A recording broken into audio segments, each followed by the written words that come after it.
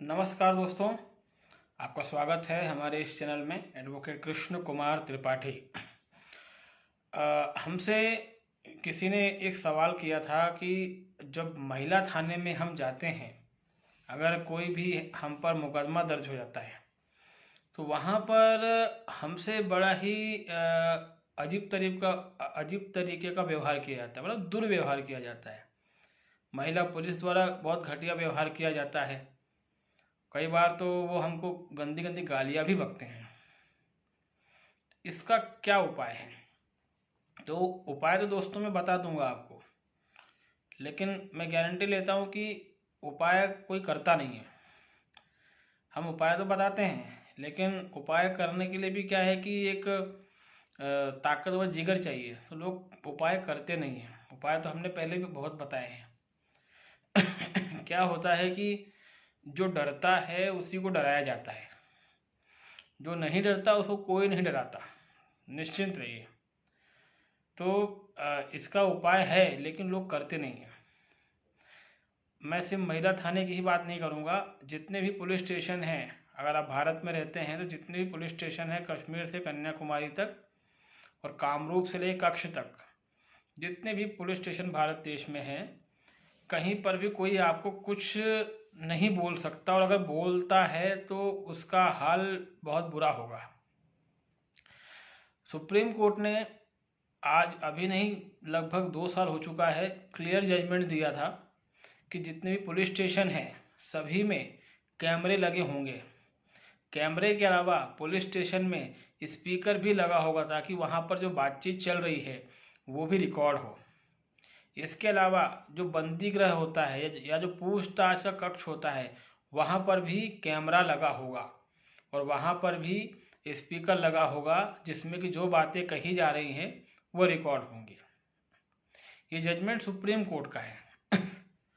और साथ में ये भी कहा गया है कि जो कुछ भी रिकॉर्डिंग पुलिस स्टेशन में होगी पर डे की, उसको कम से कम 1.5 से 2 साल तक सुरक्षित रखना है।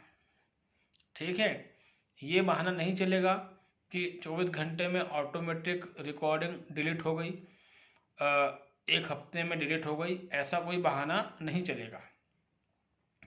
ये एक सिंपल सी बात बता रहा हूँ आपको।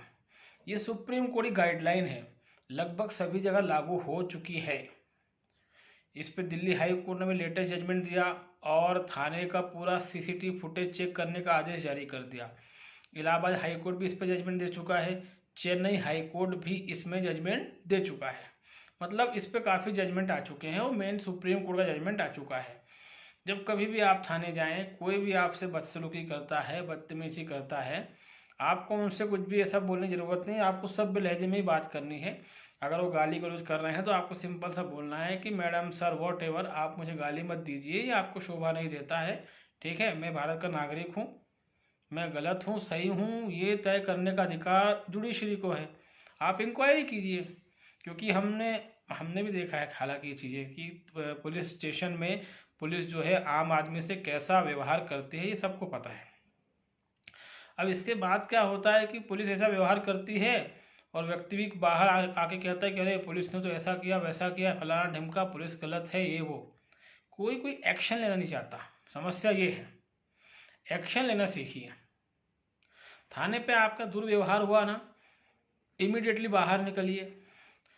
उस इलाके के एसपी, आईजी, पुलिस कमिश्नर, जो भी वहाँ पर होता हो, एसीपी, डीसीपी, उसको मेल भेजिए और मेल में ये लिखिए कि इस थाने की, जिस भी थाने में आप गए थे, इस थाने की इस तारीख की इतने बजे से लेके इतने बजे तक की रिकॉर्डिंग को सेव कर लिया जाए, सुरक्षित कर लिया जाए।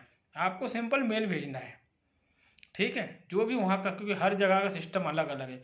कहीं पर कमिश्नर रूल लागू है, कहीं पर आईजी का रूल लागू है, जो भी आपके इलाके में सिस्टम है। ठीक है, तो वहाँ के आईजी को, डीआईजी को या कमिश्नर को, डिप्टी कमिश्नर को, जो भी लगता हो, उसको आपको मेल करना है। ठीक है, अब मेल एड्रेस कहाँ से मिलेगा ये मत पूछिएगा, वरना बड़ा बचकाना सवाल हो जाएगा ये। तो आपको उनको मेल करना है। वो मेल में सिंपल सा लिखना है, आप हिंदी में लिखना चाहो, इंग्लिश में लिखना चाहो, कि इस थाने की इतने बजे से लेके इतने बजे तक की इस तारीख की रिकॉर्डिंग को सेव किया जाए। उसके बाद हालांकि आप ये मेल नहीं भेजेंगे तब भी वो रिकॉर्डिंग सेव रहेगी 1.5 साल तक, लेकिन ये आपकी ड्यूटी है कि आप मेल भेजें, कहीं ना कहीं पुख्ता सबूत क्रिएट हो जाएगा। और उसके बाद जो है आप उस थाने पर जिस भी तारीख को आप गए थे, जिस जिस रिकॉर्डिंग को सेव करने की आपने मेल किया हुआ है, उस तारीख का उतने समय का आप RTI लगा के रिकॉर्डिंग मांग लें। RTI के तहत थाने की रिकॉर्डिंग मांगी जा सकती है, ठीक है। और बाकायदा वो रिकॉर्डिंग आपको पेन ड्राइव के रूप में या CD की फॉर्मेट में आपको दी जाएगी, बिल्कुल दी जाएगी। जो भी उसका नॉमिनल चार्ज होगा वो आपको देना पड़ेगा। और उसके बाद जो है फिर उस पुलिस वाले की या पुलिस वाली की बैंड बजाइए, ठीक है। उसके बाद की प्रोसेस भी बता देता हूँ। रिकॉर्डिंग मिल जाएगी। उसके बाद जो है आप जो बड़े अधिकारी हैं उनको लेटर लिखिए कि इन्होंने मेरे साथ बदतमीजी की, बदसलूकी की, या कहीं हाथ उठाया हो या गाली दी हो, इन पे कार्रवाई की जाए। आपका काम शिकायत करना है, कार्रवाई हो रही है ना उससे कोई मतलब नहीं आपको, आप शिकायत कीजिए। साथ में शिकायत मानवाधिकार आयोग में भी कीजिए, अपने राज्य के मुख्यमंत्री को भी कीजिए, ठीक है। प्राइम मिनिस्टर ऑफिस भी कीजिए, होम मिनिस्ट्री में भी कीजिए, और जो आपके शहर में जो भी लोग आते हैं, कलेक्टर है, कमिश्नर है, डिप्टी कलेक्टर है, IG है, DIG है, CSP है, सभी को कीजिए, ठीक है। और फिर इन सब के बाद वो लोग कार्रवाई करते तो बहुत अच्छी बात है, लेकिन कार्रवाई नहीं करते हैं, शिकायत करने के बाद लगभग 10-12 दिन का इंतजार कीजिए, और उसके बाद सभी शिकायतों का बंच बना के एक साधारण सा केस जो है उस पुलिस वाले के खिलाफ कोर्ट में लगा दीजिए। ऑटोमेटिक जो है बहुत बड़ा काम हो जाएगा। ये प्रोसेस इतनी बड़ी नहीं है, ये बहुत छोटी प्रोसेस है। और मैं आगे होकर ओखली में सिर मारने की बात नहीं कर रहा हूँ। फिर इसी बात, अगर आपको थाने बुलाया है, महिला थाने बुलाया है, कहीं बुलाया है, तो कुछ ना कुछ मुकदमा आप पे दर्ज होने वाला है या पहले से ही है, जो भी। क्योंकि जैसे अधिकतर लोग जो मैट्रिमोनियल केसों में फंसे हुए हैं, तो अगर उनको थाने बुलाया जाएगा तो उनको महिला थाने ही बुलाया जाएगा। तो जब कभी भी ऐसा आपके साथ हो तो आपको यही स्टेप लेना है, और जब आप ये स्टेप लेंगे उसके बाद देखिए क्या होता है, बहुत कुछ हो जाएगा, समझे आप। तो ये करना है, मगर लोग ये काम करते नहीं हैं, ये बहुत बड़ी दिक्कत है। ये काम करना चाहिए मगर कोई भी ये काम नहीं करता है, सोचता कौन लफड़े में पड़े, पुलिस से कौन पंगा ले। अरे यही सबसे बड़ी घटिया सोच है। जिस दिन इस सोच से बाहर आ गए ना आप, उस दिन कोई आपको डरा नहीं पाएगा। आप इसी सोच के जाल में उलझे हुए रहते हैं, और यही कारण है कि पुलिस वालों के हौसले बुलंद हैं। तो आपको इस सोच से बाहर निकलना पड़ेगा। तो जब कभी भी थाने में ऐसा कुछ भी हो, आपको ये स्टेप लेनी है, और पुलिस के खिलाफ कार्रवाई आपको करनी है। जब आप ऐसा करना शुरू कर देंगे, ऑटोमेटिक कई मामले कम हो जाएंगे। आप थाने में जाते हैं तब भी ये कह दें कि सर यहाँ CCTV लगा हुआ है, आप मुझसे बदतमीजी ना करें। उसके अलावा जैसे कि हमारे मध्य प्रदेश राज्य में नेशनल पुलिस कमीशन नहीं है, ठीक है, या फिर स्टेट पुलिस कमीशन नहीं है, राज्य पुलिस आयोग, लेकिन कई राज्यों में है, ठीक है। आप जो भी हैं जो मेरा वीडियो देख रहे हैं, तो कई राज्यों में है और कुछ राज्यों में नहीं है। सुप्रीम कोर्ट ने बहुत पहले, लगभग 30-40 साल हो चुका, जजमेंट दिया था कि हर राज्य में स्टेट पुलिस कमीशन, राज्य पुलिस आयोग बनाया जाए, और उस आयोग में पुलिस से संबंधित शिकायतों की सुनवाई की जाए, और अगर कोई पुलिस अधिकारी जो है वो अपराधी पाया जाता है तो उसको दंडित किया जाए। तो हमारे राज्य में तो नहीं है, आपके राज्य में अगर है तो ये शिकायत वहाँ पर ही भेजिए। इससे क्या होगा, आपको न्याय मिलने में आसानी होगी।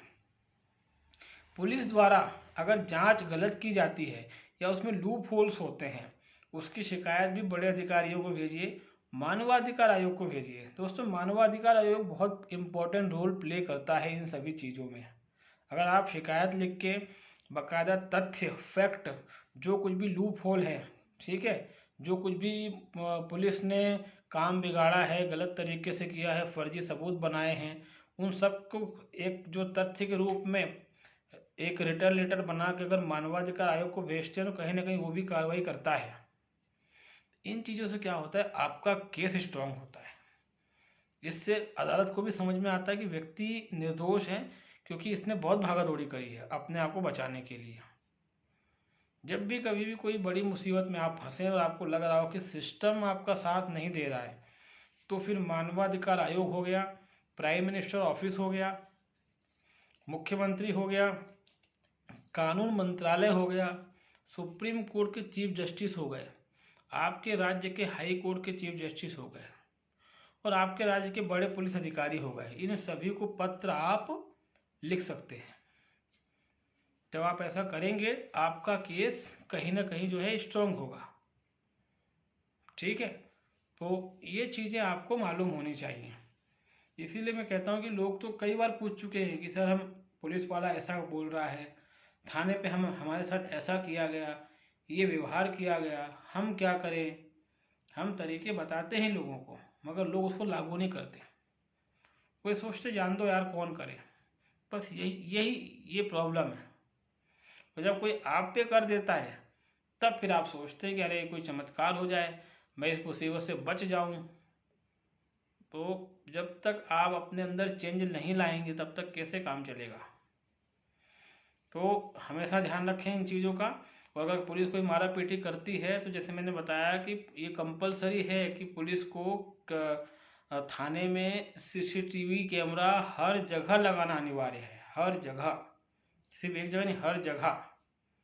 और जब कभी पुलिस आपके साथ ऐसा करती है, इमीडिएटली उसकी रिकॉर्डिंग थाने से सूचना का अधिकार, राइट टू इन्फॉर्मेशन के तहत निकलवाइए और पुलिस पे कार्रवाई कीजिए। बाकायदा कार्रवाई होगी पुलिस पे। आप केस लगाइए, जिला कोर्ट में लड़िए, पक्का कार्रवाई होगी। हायर लेवल तक जाते जाते पुलिस वालों की बैंड बच जाएगी। वो खुद माफ़ी मांगेंगे आपके पास आके, वो खुद आपसे कहेंगे कि भाई समझौता कर लो, इतना पैसा ले लो, इस तरीके से। तो ये इसका एक उपाय है और बहुत अच्छा उपाय है। और ये सब काम आप खुद ही कर सकते हैं बिना वकील की सहायता के, आपका पैसा ही बच जाएगा।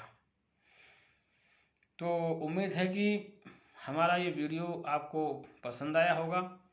और अगर आप नए हैं हमारे चैनल में तो उसको लाइक करें, सब्सक्राइब करें और शेयर भी करें। और कोई डाउट वगैरह अगर आपके हैं तो हम उसको मैसेज बॉक्स में क्लियर कर लेंगे। हमसे कोई एडवाइस वगैरह अगर आपको चाहिए तो मेरा नंबर मैं पहले भी बता चुका हूँ, फिर से बता देता हूँ। अगर हमको एडवाइस चाहिए तो आप हमें कॉल लगा सकते हैं, लेकिन पहले आप हमें व्हाट्सएप मैसेज करें, उसके बाद ही कॉल लगाएं। एडवाइस देने की हम एक नॉमिनल फ़ीस चार्ज करते हैं। ठीक है, तो मेरा नंबर है 7415111449 और एक नंबर है 8109695449। ठीक, तो जब अगर आपको कुछ लगता है ऐसा तो आप कॉल कर सकते हैं, लेकिन मेरा वही निवेदन है कॉल करने के पहले व्हाट्सएप पर मैसेज जरूर कर लें। दोनों नंबर व्हाट्सएप पर अवेलेबल हैं, उसके बाद ही कॉल करें। और हमारे चैनल को लाइक करें, सब्सक्राइब करें।